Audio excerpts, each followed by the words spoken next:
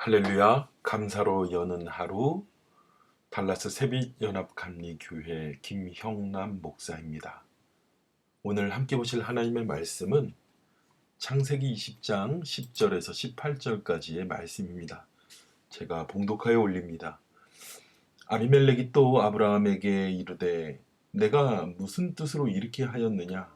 아브라함이 이르되 이곳에서는 하나님을 두려워함이 없으니 내 아내로 말미암아 사람들이 나를 죽일까 생각하였으며 또 그는 정말로 나의 이복누이이며 내 아내가 되었음이니라.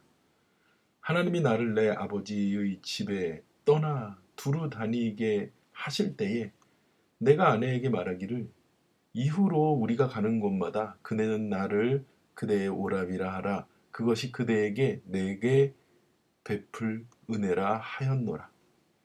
아비멜렉이 양과 소와 종들을 끌어 아브라함에게 주고 그의 아내 사레도 그에게 돌려보내고 아브라함에게 이르되 내 땅이 내 앞에 있으니 내가 보기에 좋은 데로 거주하라 하고 사라에게 이르되 내가 은천계를 내 오라비에게 주어서 그곳으로 너와 함께한 여러 사람 앞에서 내 수치를 가리게 하였노니 내 일이 다 해결되었느니라. 아브라함이 하나님께 기도하매 하나님이 아비멜렉과 그의 아내와 여종을 치료하사 출산하게 하셨으니 여호와께서 이 왕이 아브라함의 아내 사라의 일로 아비멜렉의 집의 모든 태를 닫으셨음이더라. 아멘. 아브라함은 소돔과 고모라에서 죽을 뻔한 자신의 롯 조카를 살려냅니다. 그리고 그가 거류하던 곳에서 이제 네게부 땅으로 옮겨갑니다. 그 네게부 땅에 바로 그랄이라는 곳으로 가게 되는데 이 그랄에 가서 아브라함이 그 예전에 자신이 애굽에 내려가서 그렇게 어처구니 없는 실수를 저질렀던 일을 다시 한번 반복합니다. 2절에 사라에게 다시 얘기합니다. 나를 당신이 나의 누이라고 누이되는 사람이라고 얘기하라는 거예요. 그랬더니 정말로 그랄 왕 아비멜렉이 사라를 보내서 사라를 데려갔습니다. 자, 보세요. 이때가 사라가 이삭을 낳기 1년 전입니다. 그러니까요, 89이에요. 그리고 이미 사라는 무엇입니까? 정수가 끊어진 여인이었습니다. 얼마나 사라가 이쁘길래 그랄 왕 아비멜렉이 아내로 취하여 데려가려고 그럴까? 보십시오. 이방 사람들이 그 땅에 들어왔을 때에 이쁜 사람이 있거나 그런 사람이 있다면 그 여인이 남편이 없거나 그런 주인이 없는 사람이라면 그들은 자신의 아내로 삼는 그런 참 원시적인 문화를 가지고 있었던 것입니다. 그리고 또 아브라함은요, 그곳에 가서 먹고 살아야 되겠다는 생각이 들었는지 그랄에 가서 자신이 그곳에 가서 남편이라고 하면 또 죽임을 당할까봐 그 아내에게 거짓말을 하게 한 것입니다. 참 안타깝고 어이가 없는 것은요, 이 그랄 왕이 아내로 데리고 갔는데 그날로부터 이 그랄 왕의 그 집의 모든 여인들의 태가 막히게 돼서 자녀를 못 낳게 됩니다.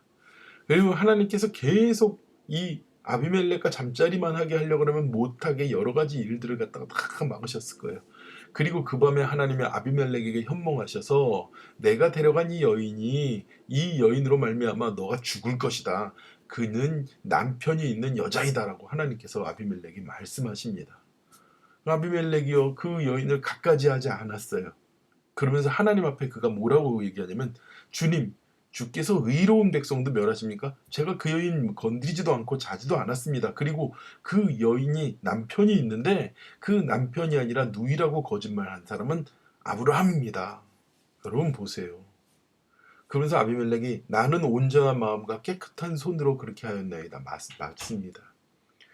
정말 아브라함을 보면은요, 참, 왜 이렇게 참 여전히 자충우돌하고 어떤 때는 보면 참 하나님 편에 서 있는 자 같은데, 그리고 하나님 앞에서 정말 소돔과 고모라에서 조카를 위해서 그렇게 기도한 자 같은데 자기가 가는 곳, 거주하는 곳, 거류하는 곳에 가가지고 또다시 이렇게 어리석은 일을 나타낼 수 있을까? 그래요.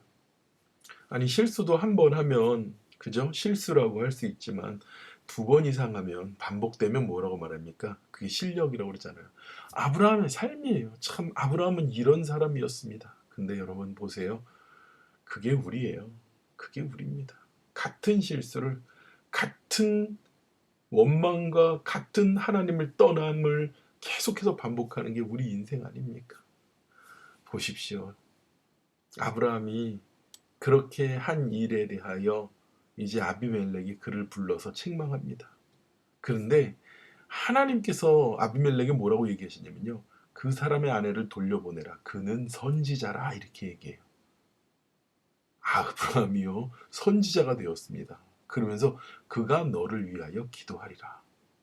사실은요. 하나님께서 아브라함을 벌하셔야 되는 거예요. 아비멜렉이 아니라.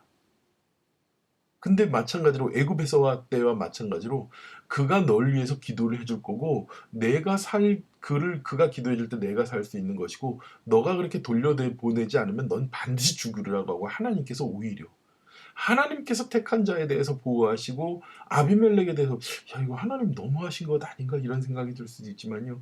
반면으로는 하나님께서는 아브라함을 택하셨고 아브라함을 복주셨고 아브라함을 끝까지 지키시기로 하십니다. 이제 아비멜렉이요. 아침 일찍 일어나서 종들을 다 불러놔서 내가 이런 일이 있었다라고 다 얘기하는 거예요. 그리고 아브라함을 불러서 어찌 우리가 하면 좋을지, 응. 내가 무슨 죄를 범하였다고 너가 나에게 그렇게 할 수 있느냐? 내가 내 나라와 아브라함이 나와 아비멜렉과 아비멜렉의 나라의 큰 죄를 빠지게 할 뻔했다고 그렇게 막 책망을 합니다. 여러분 하나님 믿는 사람들이 세상 앞에서 똑바로 못하면요. 하나님을 모르는 자에게 책망을 받습니다. 그게 얼마나 부끄러운 일인지 몰라요. 얼마나 속상하고 답답한 일인지 몰라요. 하나님의 백성이 하나님의 자녀가 세상 가운데 조롱거리가 되고 세상 가운데 부끄럼거리가 돼서 그들에게 오히려 똑바로 살란 소리를 들은다는 것. 정말 우리는 예수 믿는 사람으로서 온전히 서야 됩니다. 그런 아비멜렉이요. 아브라함에게 책망하니까 아브라함이 하는 말이 가관입니다. 이곳에는 하나님을 두려워하는 사람이 없어서 그들이 하나님을 두려워하지 않기 때문에 내가 살해를 내 아내라고 그랬을 때 그들이 나를 죽일까 두려워서 그랬습니다라고 얘기하는 거예요. 여러분, 아브라함이 애굽에 내려가서도요. 하나님은 그냥 아브라함의 수호신, 아브라함의 집안에만 돕는 신, 지방의 수호신, 그 집안에 돕는 영이 아니라 하나님은 우주 만물에 그리고 충만하신 아브라함의 하나님이심을 그는 깨닫지 못하였던 거예요. 애굽에서도 미쳤었던 하나님의 역사를 이 그랄에서도 그것이 아니 여기 하나님 믿는 사람이 없어서 하나님 두려워하지 않아서 내가 죽을 것 같다라고 말하는 겁니다. 아브라함이 이 일을 겪으면서 어떤 마음이 들었겠습니까? 아, 하나님은 내가 믿는 하나님은 갈대아 우르에서 날 불렀던 하나님은 가나안에만 계신 분이 아니라 바로 이 가나안 넓은 지역 안에 그랄에서도 함께 역사하신 하나님이구나. 그걸 깨달았을 거예요. 그렇지만 얼마나 부끄럽습니까? 그러면서 한다는 변명이 그거예요.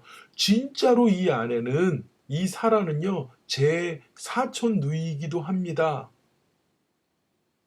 살고 싶으니까 그런 변명을 했겠죠. 얼마나 부끄럽습니까? 그리고 또 무엇입니까? 지참금으로 받았던 얼마나 많은 그런 가축과 노예들이 있습니까? 참 어이없고 기가 막힌 부분이 나오는데요. 16절에 보면 아비멜렉이 이렇게 말한다. 사라에게 이르되 내가 은 1000개를 주어 내 오라비에게 주어서 그곳으로 너와 함께한 여러 사람 앞에 수치를 가리게 하였노라. 그러니까 자 내가 하나님 앞에서 너가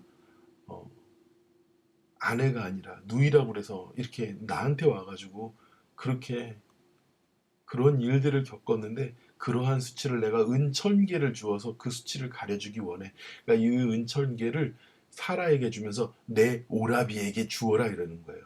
하나님께서 남편이라고 들었잖아요. 그렇죠? 근데 아담에게 대해서는 그렇게 말한 거예요. 야 니네 오라비라며. 얼마나 부끄럽고 창피한 일입니까? 그러나 아브라함이요.